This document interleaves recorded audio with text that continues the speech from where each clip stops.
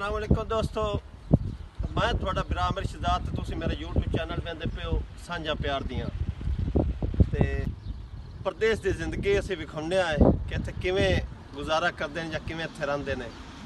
मेरे पिछे तुसीं वेंदे पे हो ओह बंदे काम करन लगे हुए ने ते ये प्रदेश की जिंदगी होंदी है ते बड़ी मुशक्कत नाल मेहनत नाल काम करते ने।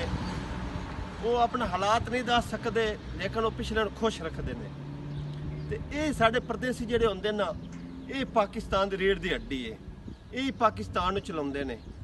तो तुसीं वेंदे ते पाए हो सो मेरे पिछे बंदे काम करते पे ने, वेख लो कितनी बुलंदी ते तुसीं चेक भी कर सकते हो कि इत्थे मैनू एक दौड़ा याद आ गया, मैं तुहानूं सुना देवां कि प्रदेश निभ गई जिंदगी सारी, पिछा वलन नसीब ना दिता, साढ़े सिर तू अज तई दूरियां दा दे टलन नसीब ना दिता।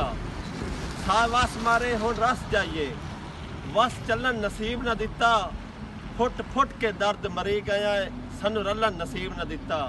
ये वो परदेसी ने जिहड़ी पाकिस्तान नू चला रहे ने, जिहड़ी पाकिस्तान दी रीढ़ दी हड्डी है।